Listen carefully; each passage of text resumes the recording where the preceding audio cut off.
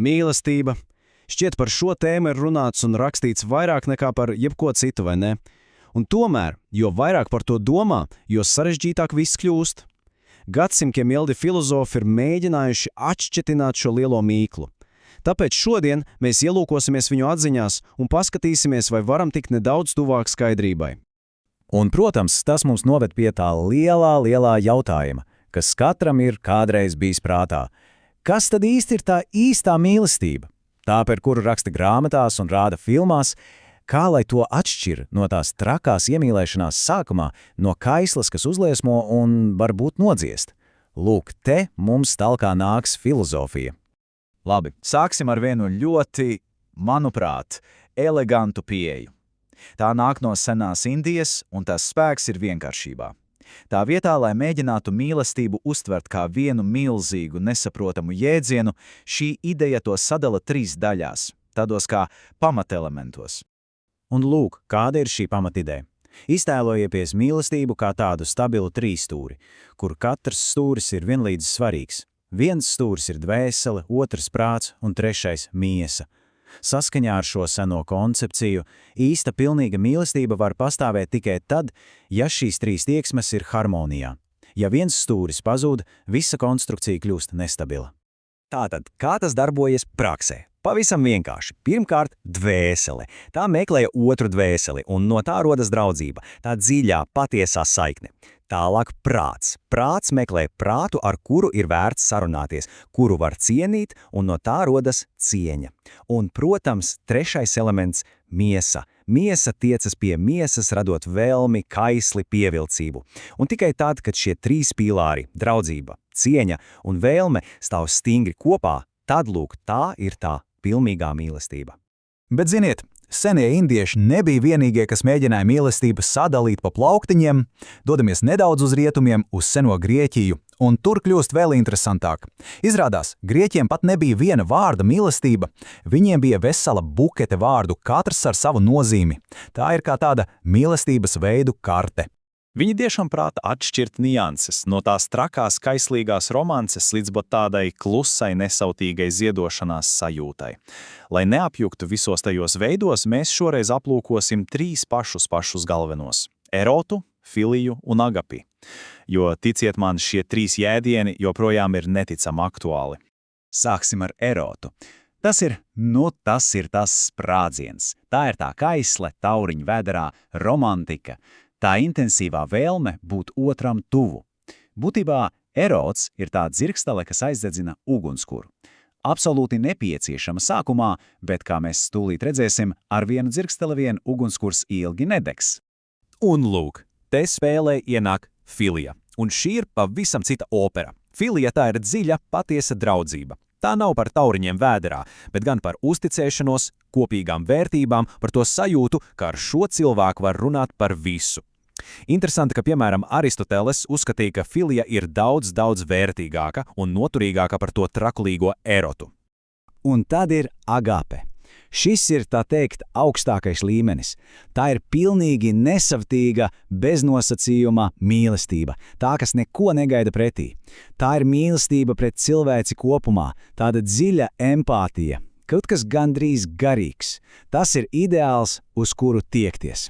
Saliksim tagad erotu un filiju blakus, lai redzētu atšķirīgu pavisam skaidri. Erots – tā ir kaisle. Tā balstās uz vēlmi, ir intensīva, bet bieži vien arī gaistoša. Tā grib iegūt. Savukārt filija ir draudzība. Tā balstās uz kopīgām vērtībām, ir stabila, noturīga. Tā grib dalīties. Un te ir tas sākis.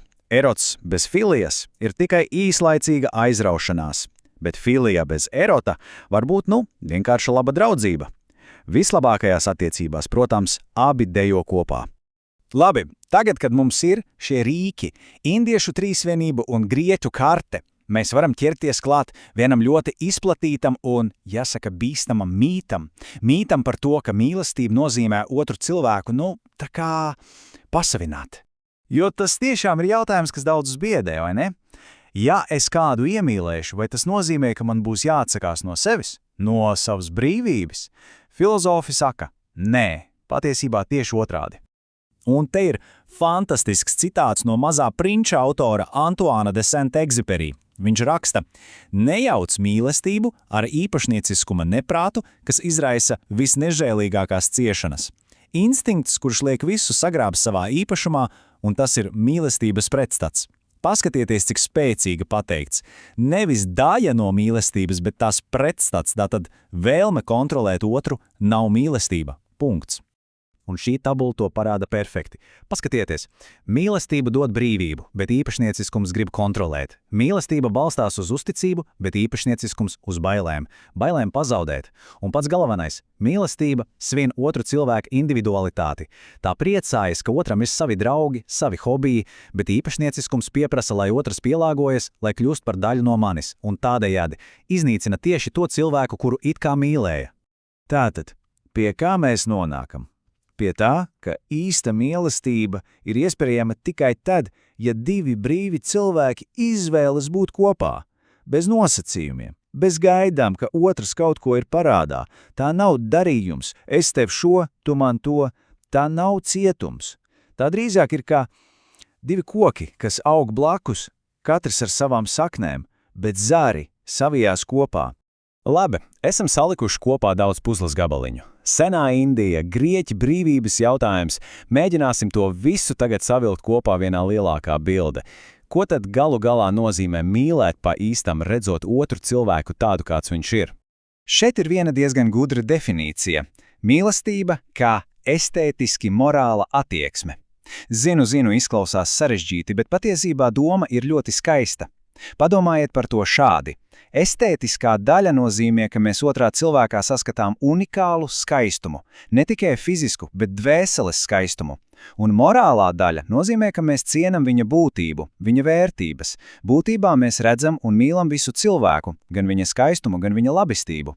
Un pats svarīgākais – mīlestība ir darbības vārds. Tā nav kaut kas, kas vienkārši ar mums notiek kā lietusgāze. Nē, tā ir aktīva izvēle katru dienu. Izvēle otru cilvēku atbalstīt, saprast, apstiprināt viņa esību.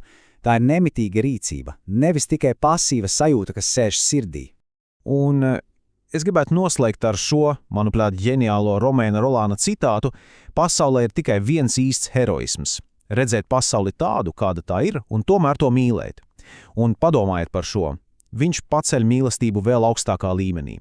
Varbūt patiesi mīlēt, vai tas būtu cilvēks vai pasaule, nozīmē redzēt visu. Gan labo, gan slikto, gan nepilnības, gan brīnumus. Un par spīti visam izvēlēties teikt jā, izvēlēties mīlēt. Un tā šķiet ir doma, kur vērts paturēt prātā.